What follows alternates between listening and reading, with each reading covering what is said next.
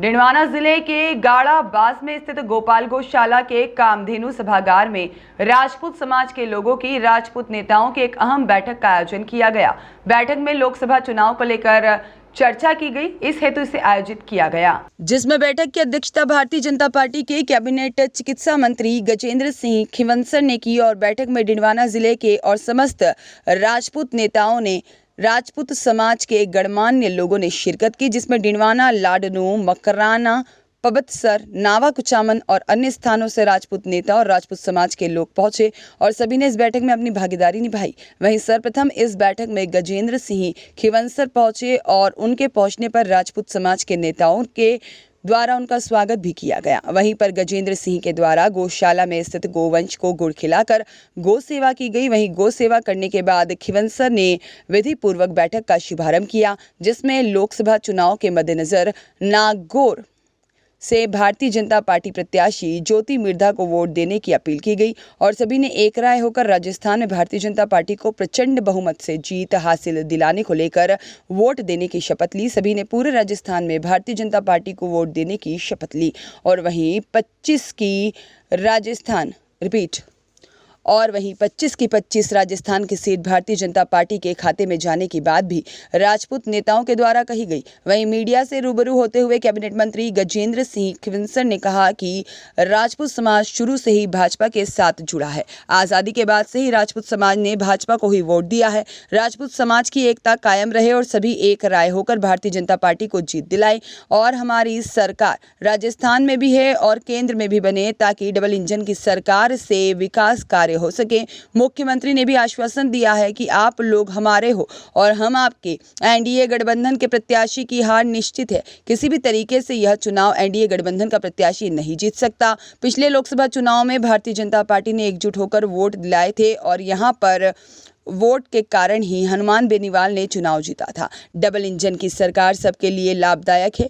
जनता सब समझती है और उनके लिए क्या अच्छा है क्या बुरा है वह यह भी समझती है और 25 की 25 सीट भारतीय जनता पार्टी प्रचंड बहुमत के साथ जीतेगी। बीजेपी का जो वोट बैंक है वह कभी टूटता नहीं है। कांग्रेस का गठबंधन जरूर टूटेगा, लेकिन हमारा वोट बैंक नहीं टूटेगा। बैठक में डिंडवाना से भारतीय जनता पार्टी के प्रत्याशी रहे जितेंद्र सिंह जोधा, श्याम प्रताप सिंह राठौर, मान सिंह किंसरिया, साथ ही में लाडनू प्रत्याशी रहे करणी सिंह, अजीत सिंह राठौर, सुरेंद्र सिंह थेबड़ी, साथ ही में धीरेन्द्र सिंह और अनेकों राजपूत समाज के जनप्रतिनिधि और नेता मौजूद रहे। और ये चर्चा हुई कि राजपूत समाज हरदम बीजेपी के साथ जुड़ा था। जब से आज़ादी मिली तब से बीजेपी की जो रीढ़ की हड्डी राजपूत समाज की वजह से ही रही और हम ये चाहते हैं कि हमारी एकता कायम रहे और हम सब जो है मिलके ज्योति मिर्धा को वोट दें, ताकि हमारी एकता कायम रहे और हमारा आगे मोदी जी को भी वोट दें और हमारी सरकार यहाँ पर भी है वहाँ पर भी बने और डबल इंजन सरकार से हमारे जितने भी कार्यकर्ता है हमारे समाज के लोगों को फायदा हो। मुख्यमंत्री जी भी लाइन पे आए थे, उन्होंने भी आश्वासन दिया कि आप लोग हमारे हो और हम आपके हैं। जिस तरह हनुमान बेनीवाल पहले एनडीए गठबंधन से थे, अब इंडिया गठबंधन से है, उनके भी कई बयान सामने आ रहे हैं, इसको लेकर क्या कहेंगे?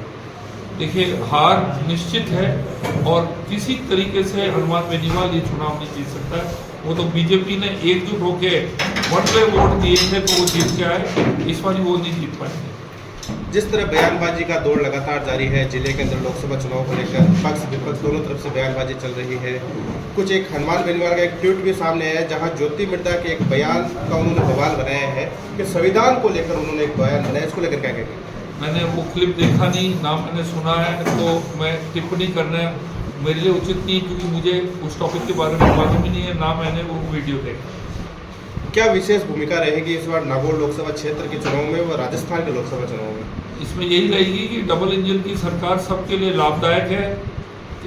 हमारी जनता ने हमारे बीजेपी की सरकार स्थापित कर दी 5 साल के लिए और केंद्र में भी हमारी सरकार होगी, तो यहाँ की जितनी भी जनता है उनको डबल फायदा मिलेगा और जनता समझती है, अपना लाभ समझती है, उनके लिए क्या अच्छा है क्या बुरा है वो समझती है और इस बार जो 25 की 25 सीटें जो है बीजेपी के ही गोद में जाएंगी।